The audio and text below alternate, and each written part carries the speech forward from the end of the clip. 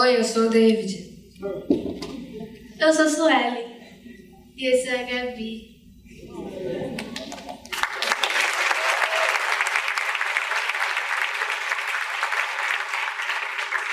Queremos agora chamar o Flávio Canto, que é um grande judoca, fundou o Instituto Reação e contribui com Janelas Abertas.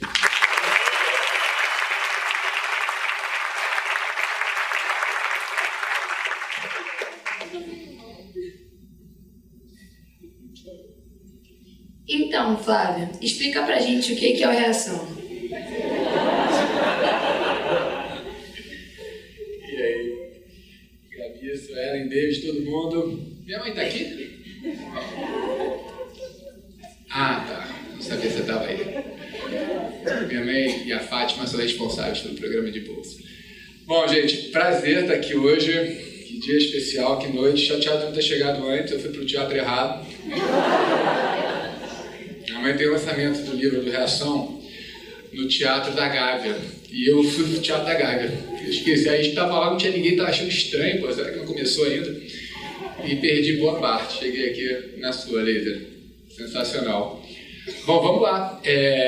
Tô com medo daquela plaquinha ali, né, que a gente fala bastante, aí vou tentar aqui ser sucinto. Bom, refletindo aqui, eu cheguei quando o laser começou. Você nasceu em Caxias, né, David? Eu nasci em Oxford. Meu pai, na época, estava fazendo doutorado em física nuclear. Então, a gente seguiu um caminho inverso. Eu vim para o Brasil com 2 anos e depois dos 9 aos anos, meu pai foi estudar fora de novo. A gente morou em Berkeley e em Oxford. E com 14 eu comecei a fazer judô.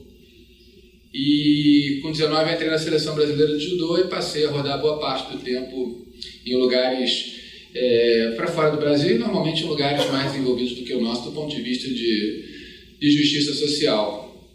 E ao mesmo tempo eu cresci numa cidade inspiradora, né? Rio de Janeiro com montanhas, não tem como você não ver essa desigualdade onipresente. E acho que também contribuiu o fato de eu ter muito, embora tenha começado tarde no judô com 14 anos, eu entrei muito empolgado, animado. Eu entrei no ano que 6 meses depois do Aurélio Miguel ser campeão olímpico em 88, e o técnico do Aurélio, o Geraldo Bernardes, era o professor da escola do meu irmão, onde eu comecei, e foi aquele primeiro professor o meu grande professor da minha vida, que me fez acreditar que era possível sonhar com o que parecia improvável. E acelerei, com 19 eu entrei na seleção adulta, eu ainda era júnior, e a minha vida se transformou ali. E nesse movimento, acho que contribuiu muito para chegar onde você me perguntou, desde do Reação.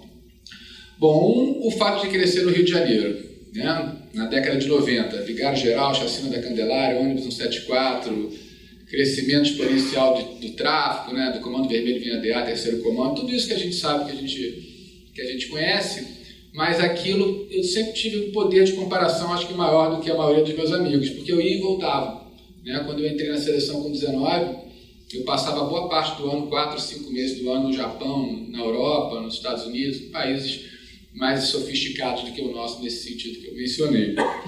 E ao mesmo tempo acho que me contribuiu muito o fato de eu treinar muito. O lugar que eu treinava, eu era do melhor clube de judô do Rio de Janeiro, que era Gama Filho e Piedade. Então, desde cedo, eu passava boa parte do tempo indo para Piedade. Eu morava na Barra, né? Aquela história. Era a época da Barra crescendo, com obra para todo que é lado, a gente ia de ônibus lá, assim, pé no ônibus, demorava 2 horas para chegar lá, não tinha linha amarela, depois chegava em casa meia-noite e meia, e convivia com gente muito diferente do que eu convivia na minha escola. A minha escola tinha uma pessoa negra na escola, que inclusive era a Thaís Araújo. Era a única negra da minha escola, né, do anglo-americano. E na Gama Filho, quer atender aí, David? Fala que você tá vivo, se botou a mãe, fala que tá bem, tá vivo. Tá tranquilo? Tua mãe tá aqui? Cadê tua mãe? Levanta a mão aí. Tá orgulhosa? Imagina, né? Mas eu treinava na Gama Filho. Então lá eu tinha um ambiente, bom, o melhor ganhava, né? E o pior, não só perdia, como apanhava. Então o judô sempre foi muito claro, a regra era muito simples. Tem o kimono, entra no tatame e vai pra porrada. Melhor ganhou, pior perdeu. Então convivia nesse ambiente, digamos, mais democrático e com muita diversidade na Gama Filho. Tinha um projeto social lá dentro da universidade também, a gente tinha gente de tudo que era lugar do Rio de Janeiro, e eu acho que isso também contribuiu para começar a ter menos indiferença, né, do que a maioria dos meus amigos, e achar mais estranho, né, na minha escola e no meu ambiente a gente está tão distante, né, desse outro universo. Então cresci com isso na cabeça e o primeiro caminho para mim era alguma ação, né, como é que tinha que fazer alguma coisa, né, essa indignação tinha que ser preenchida de alguma maneira. Então comecei com alguns amigos, né, o Nando está aqui, que é o diretor do Reação hoje, financeiro, faz a parte chata. A gente começou a fazer algumas ações pontuais de filantropia, né, então ia no orfanato, no Dia das Crianças, coisas pontuais, espaçadas, bem espaçadas. E a mais conhecida delas era um evento que a gente fazia e se encontrava lá em casa. Os amigos, depois da ceia de Natal, cada um pegava o que pudesse em casa, né, roupa, mantimento, etc., e ia rodar. Essa é a minha história do Batman, né? Vamos lá na madrugada, 1h30 da manhã, a gente se encontrava lá em casa, vamos distribuir isso nas ruas. A gente fez isso há alguns anos. Teve um ano que foi para mim especialmente marcante, que a gente tinha muita gente junto já, depois de uma ceia de Natal super legal lá em casa. A gente começou a distribuir, a gente ia fazer o circuito Barra, Ipanema, São Conrado, Ipanema, Leblon, Copacabana, Centro, Lapa e voltava. E esse dia a gente não chegou, a gente chegou em Copacabana, a gente não continuou mais porque já tinha acabado tudo e ainda tinha um monte de família dormindo na rua, né? E neném, criança. E na noite de Natal isso não fazia sentido para mim, né? Devia ser proibido, mas é claro que quando você sai de casa continua tudo igual, não mudou nada porque é Natal, né? Papai Noel é um conto de fadas. E voltei para casa esse dia, acho que ali entendendo que aquele movimento tinha parado de fazer sentido, que precisava fazer alguma coisa mais relevante. Comecei a desenhar um programa de educação com ele, com o Nando e com outro amigo meu, de alfabetização, que nunca saiu do papel. E naquele mesmo ano eu perdi uma seletiva que para mim era super importante, era a seletiva para a Olimpíada de Sydney, que eu tinha ido para 96 em Atlanta, tinha ficado em 7º, mas já tinha projetado, 2000 é o ano da minha Olimpíada e tal, ali onde eu vou ganhar medalha. E acabei perdendo a seletiva e fui para a Olimpíada como reserva.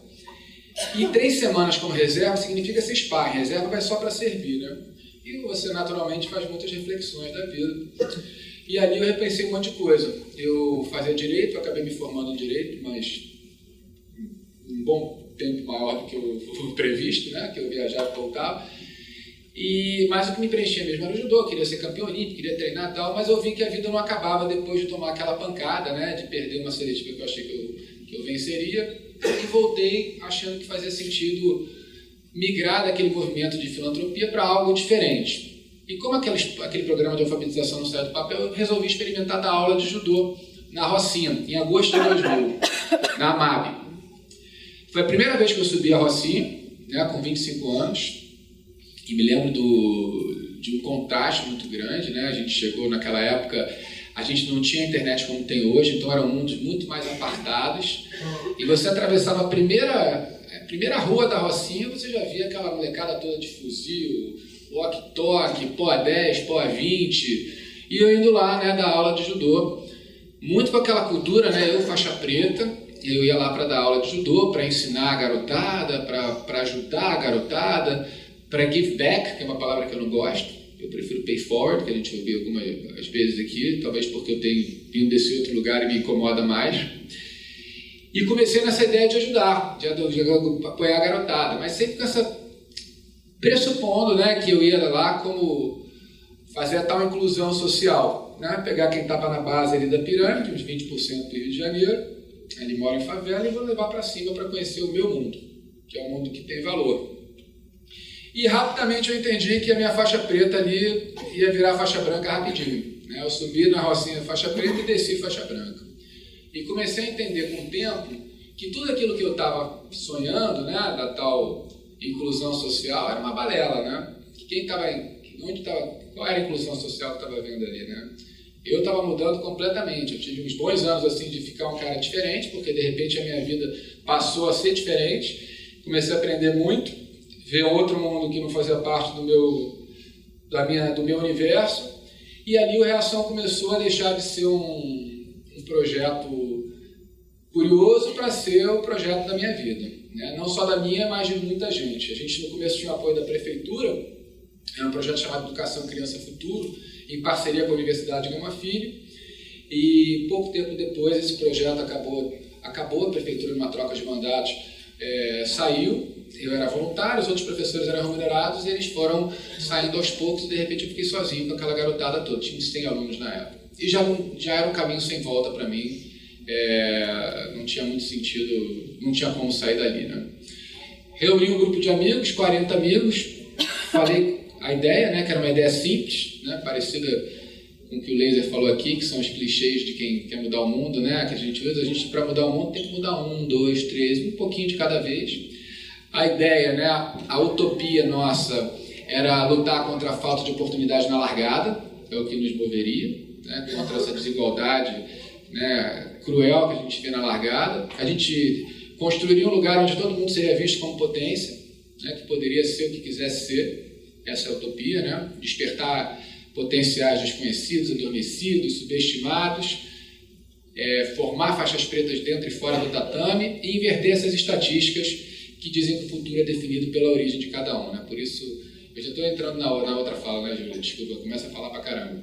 Foi mal, galera. Já vou passar, eu vou tentar ser... Era uma resposta rápida, né? Mas eu tenho um problema. Mas, enfim, aí, bom, reuni esse grupo de amigos, uns 40 amigos.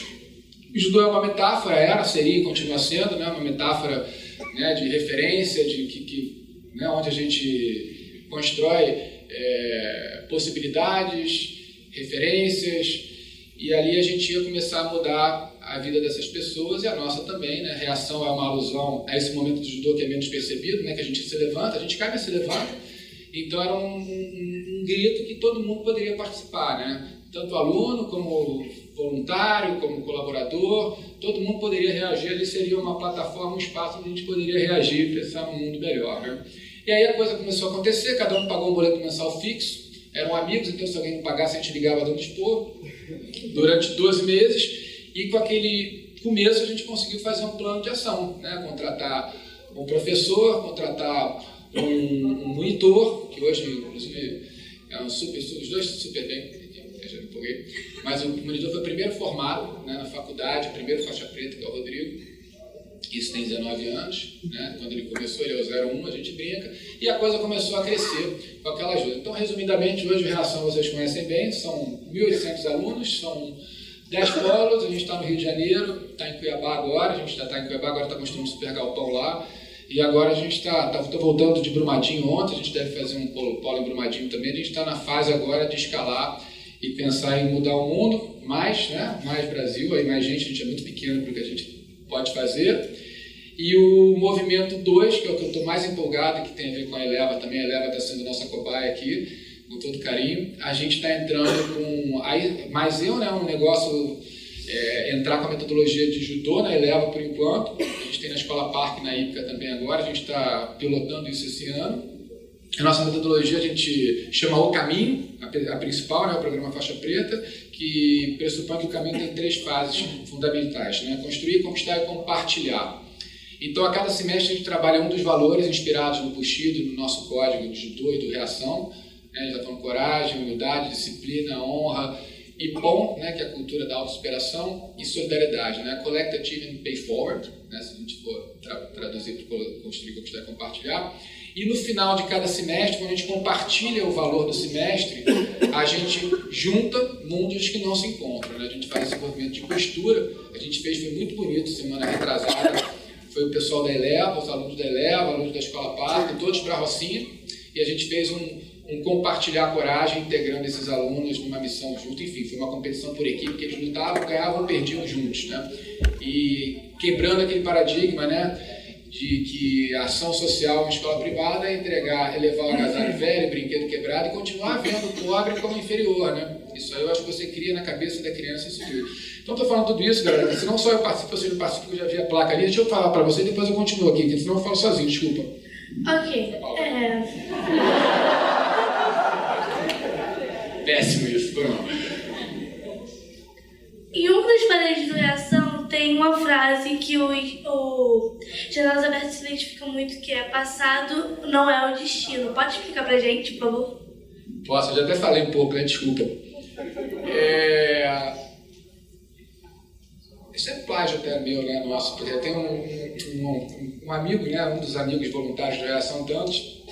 Ele fez um trabalho de asa delta com a garotada que voa, ele é piloto de asa delta, então ele levava a garotada para voar, o pessoal competidor, e quando terminava o voo ele falava: se você pode voar, você pode tudo, né?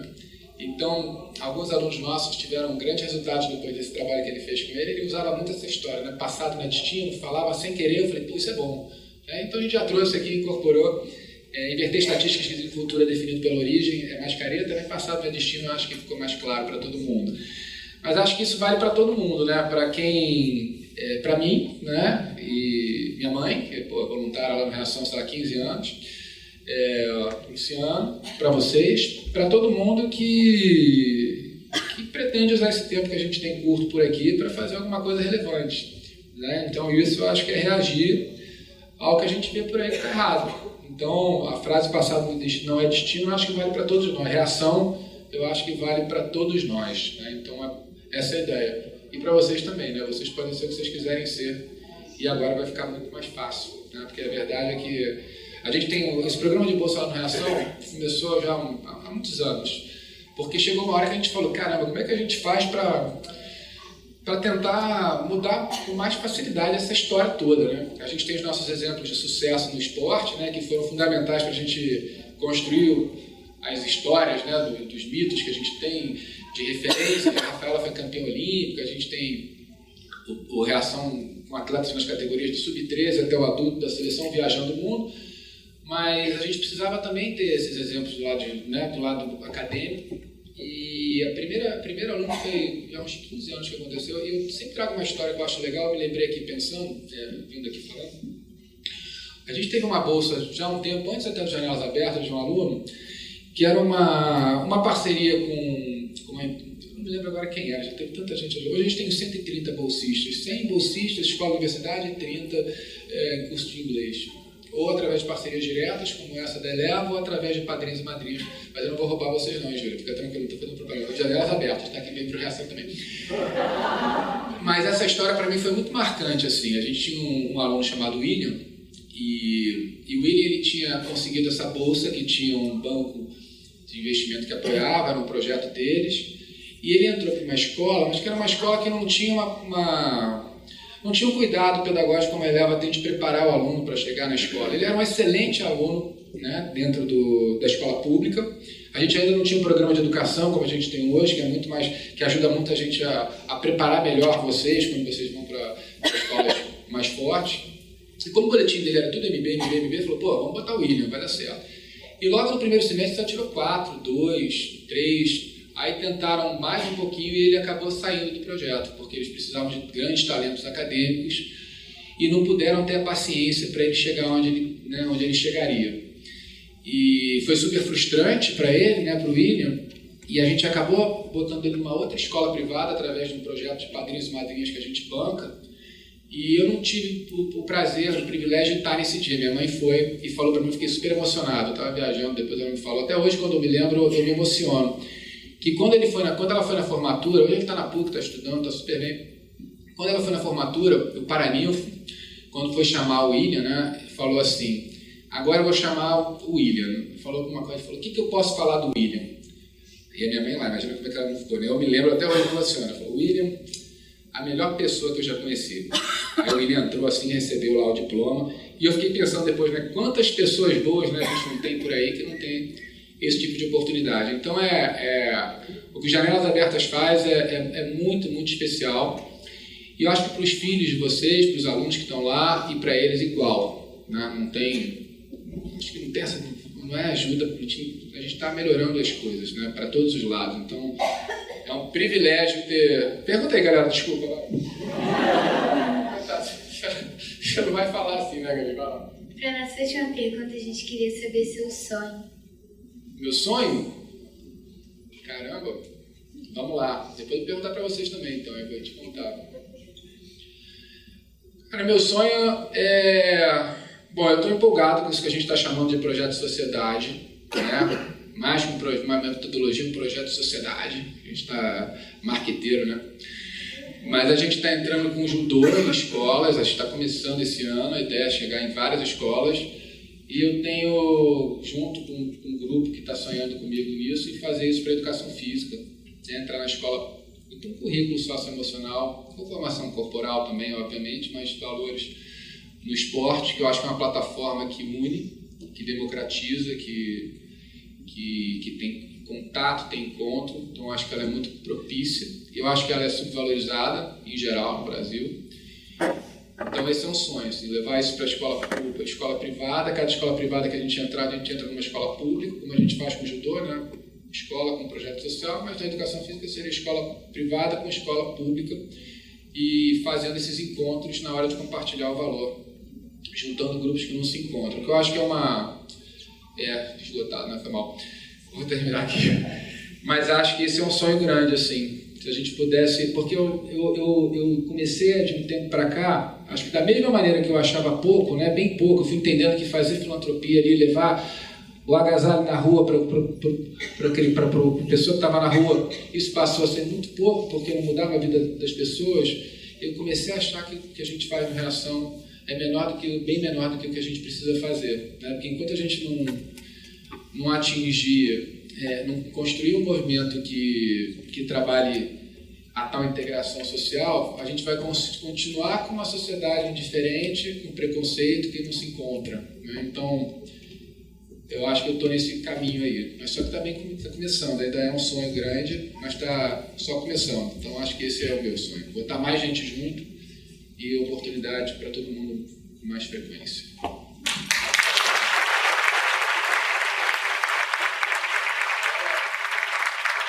Só eu falo, eu sou horrível nisso, né? Vocês estão preparados para falar agora, então? Quem quer começar a contar o sonho de cada um de vocês? David, você. Meu sonho é ser um arquiteto. O meu é trabalhar na NASA.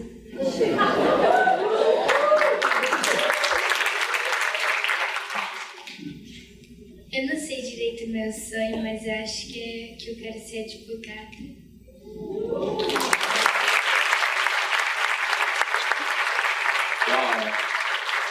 Super obrigado, queria agradecer a esses alunos maravilhosos que, na verdade, eles representam a união de dois projetos, né? Que eles são parte do Reação, são parte dos Janelas Abertas. Então, Gabi, Sueli, David, muito obrigado, muito obrigado. Obrigado, meu amigo.